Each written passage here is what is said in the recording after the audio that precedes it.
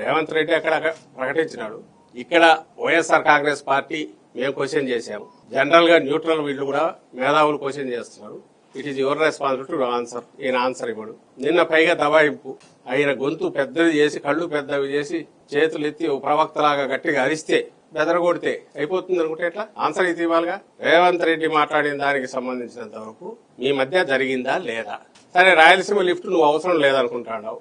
అవసరం లేదనుకుని ఆపినప్పుడు ఆ మాట మరి ఓపెన్ గా ఎందుకు చెప్పిండు? కూడా అంత రహస్యంగా ఎందుకు ఆయన దానికి ఓకే అనిడా? పోనీ అనలేదనుకో, రేవంత్ రెడ్డి మాట్లాడింది తప్పు, మేము అట్లా అనలేదు అన్నాం అనుకో, మరి పనులు ఎందుకు ఆగిపోయినాయి? మామూలు వాళ్ళకి అర్థమయ్యేట్టు సింపుల్ క్వశ్చన్. కొళాయి ఉంటుంది, ట్యాప్ ఉంటుంది, మన పక్కన మన వాళ్ళే బంధువులు ఎవరు ఉన్నారు, దాయాదులే ఉన్నారు. వాళ్ళు గుంత దోసి కింది నుంచి వాటర్ ఫ్లో ఉన్న టైంలోనే లాగడం కోసం ఫోర్స్ ఎక్కువ ఉండడానికి కింద తీసుకుంటారు. ఊర్లలో మామూలు సహజం.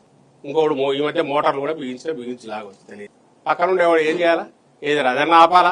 ఆపే ప్రయత్నం ఉన్నప్పుడు మనం చేశాం. చంద్రబాబు 14-19 ఉన్నప్పుడు జగన్మోహన్ రెడ్డి గారు చేశారు. చంద్రబాబు నాయుడు చేయలే, నోరెత్తలే.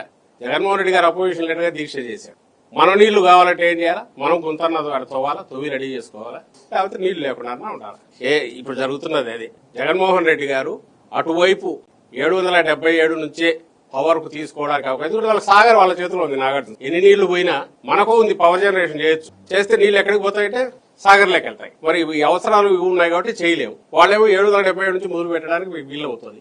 మొదలు పెట్టేసి వైలేట్ చేస్తూ కొట్టిన దాని మీద కూడా కంప్లైంట్లు ఉన్నాయి. వాళ్ళు నీళ్లు తీసుకుంటున్నారు. ఇప్పుడు మనకున్న హక్కును ప్రొటెక్ట్ చేసుకోవడానికి తప్పనిసరి పరిస్థితి అవసరం వస్తే వాడడానికి 800 అడుగుల్లో ఇది ఏర్పాటు చేయడం అయిపోయింది. రాయలసీమ లిఫ్ట్ వాళ్ళ మాటల్లోనే ఇన్ ఆల్ సెన్సెస్ అది కంప్లీట్ అయిపోయి మోటార్లు పెట్టడం ఒకటే ఉంది.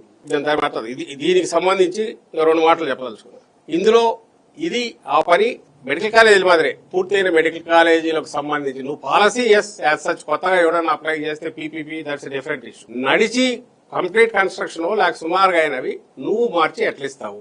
అది ద్రోహం. ఇది మరింత ద్రోహం. ఎందుకంటే నీళ్లు అనేవి ప్రాణాధారం. ప్లస్ వేరే దిక్కు లేదు రాయలసీమకు, ఎడారైపోయేది. అలాంటి దాంట్లో హక్కుల పరిరక్షణకు నువ్వు చేయకపోవడం రాయలసీమకు, రాష్ట్రానికి ద్రోహం చేయడం. ఈ విషయంలో నీకు ఏమాత్రం ఉన్నది ఉంటే మన రేవంత్ రెడ్డి గారు మాట్లాడిన మాటలకు నువ్వు బదులు ఇచ్చి లేదు ఇదిగో నడుస్తోంది అన్నా ప్రూవ్ చేయాలా. నడవట్లే ఆడక నేను మా వాళ్ళు వైఎస్ఆర్సీపీ నాయకులు పోయి చూశారు. నువ్వు సైలెంట్ గా ఉన్నావంటే లోపాయకారి జరిగింది. నువ్వు ఓపెన్ గా చెప్పలేదు అంటే పైకి చెప్తే తిడతారో నిన్ను ద్రోహి అంటారు కాబట్టి రహస్యంగా చేసుకున్నావు. ఇది వాస్తవం అనేది ప్రపంచానికి తెలుసు, అందరికీ తెలుసు, తనకు తెలుసు. కాబట్టి అది వదిలేసి దబాయించే ధోరణికి పోతున్నారు.